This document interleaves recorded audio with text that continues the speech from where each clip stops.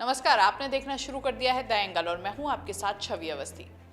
दोस्तों, किस तरह इतिहास के किस्से आपके वर्तमान को प्रभावित कर सकते हैं, इसका हाल ही उदाहरण देखने को मिला है भाजपा के प्रदेश अध्यक्ष सतीश पूनिया के साथ। सतीश पूनिया का 22 साल पुराना एक लेटर सामने आया और उस लेटर के सामने के आने के बाद तो मानो बीजेपी में तहलका मच गया, बीजेपी में धमाका हो गया।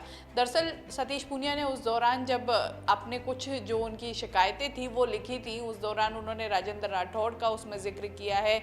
उसके अलावा ये गुलाब चंद कटारिया को लिखा गया लेटर था, तब गुलाब चंद कटारिया प्रदेश अध्यक्ष हुआ करते थे।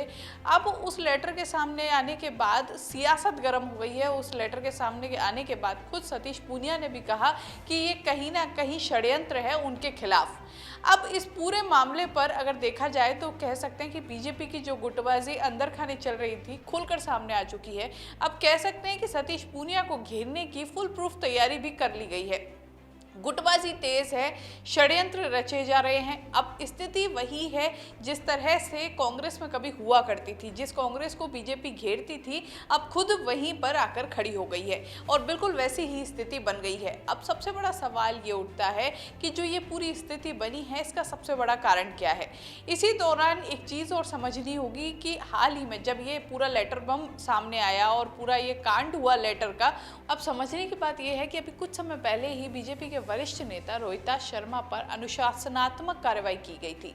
अब उसके बाद जब इस तरह की घटना आई है तो उसके बाद बीजेपी के जो ये वरिष्ठ नेता है रोहिताश, इनका भी बयान आया। इनका कहना है कि जो खुद अनुशासन में नहीं रहते, जिन्होंने खुद अनुशासन तोड़ा हो, वो दूसरों पर कार्रवाई कैसे कर सकते हैं। तो साफ तौर पर सतीश पूनिया को यहाँ पर घेरा गया है।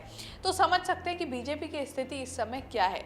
अब एक तरफ जहां वसुंधरा गुट है, एक तरफ जहां कह सकते हैं कि सतीश पूनिया गुट है और आपस में जिस तरह की बयानबाजी पहले चली थी, लेकिन उसके बाद जो ये अचानक से लेटर बम फूटा है और अचानक से ये 22 साल पुराना एक लेटर सामने लाया गया और उसे वायरल किया गया है, साफ तौर पर किसी न किसी रणनीति के तहत किया गया है। अब वो रणनीति क्या है, क्या इसके तहत घेरने की कोशिश की गई है सतीश पूनिया को, आगे भी कुछ इस तरह का होगा क्योंकि खुलकर सामने आए हैं। अब इसमें कह सकते हैं कि खुलकर इस पूरे घटनाक्रम में सतीश पूनिया को घेरने की कोशिश की है।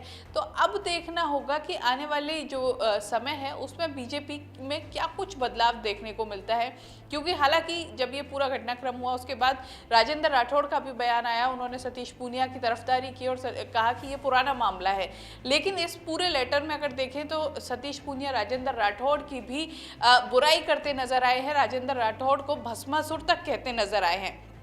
कहीं ना कहीं इस पूरे घटनाक्रम का जो इफेक्ट है वो आने वाले समय में देखने को मिलेगा। हालांकि सतीश पूनिया बार बार एक ही बात कह रहे हैं कि हम शहर के लोगों को पसंद नहीं आ रहे, हम गांव के लोग हैं।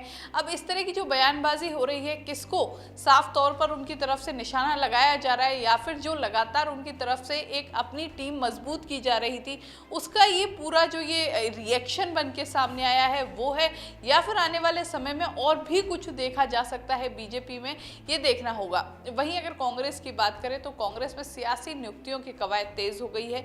अब एआईसीसी डायरेक्ट सियासी नियुक्तियों में दखलंदाजी कर रही है। एआईसीसी की तरफ से अब 3-3 नामों के पैनल मांगे गए हैं जिलाध्यक्षों के लिए, जिसमें अब पहले अभी तक पीसीसी में ये जाते थे, पैनल पीसीसी की तरफ से होता था, लेकिन अब सीधे एआईसीसी की तरफ से मांगे गए हैं। कहा जा रहा है कि प्रदेश प्रभारी अजय माकन ने ये मांगे हैं। अब ऐसे में देखना होगा कि क्योंकि अब यहाँ भी नियुक्तियों का दौर शुरू हुआ है और यही नियुक्तियां और मंत्रिमंडल विस्तार लंबे समय से गले की फांस बना हुआ है, तो अब इनके बाद किस तरह का रिएक्शन सामने आता है, क्योंकि साफ तौर पर जब नियुक्तियां होंगी तो कोई ना कोई नाराज भी होगा तो कोई खुश होगा। अब ऐसे में जो नाराज होंगे उनको किस तरह पार्टी में रखा जाता है, किस तरह उनसे समन्वय स्थापित किया जाता है, ये देखने वाली चीज़ होगी। तो कह सकते हैं कि दोनों ही पार्टी इस समय आपसी जो द्वंद्व है, आपसी लड़ाई है, उससे जूझ रही हैं, आपसी गुटबाजी से जूझ रही हैं। अब देखना होगा कि आने वाले समय में दोनों बड़ी पार्टियों में क्या कुछ नया देखने को मिलता है। इस तरह की खबरों के लिए द एंगल देखते रहिए, चैनल को ज़रूर सब्सक्राइब कीजिए, वीडियो पसंद आया तो शेयर करना ना भूलें। नमस्कार।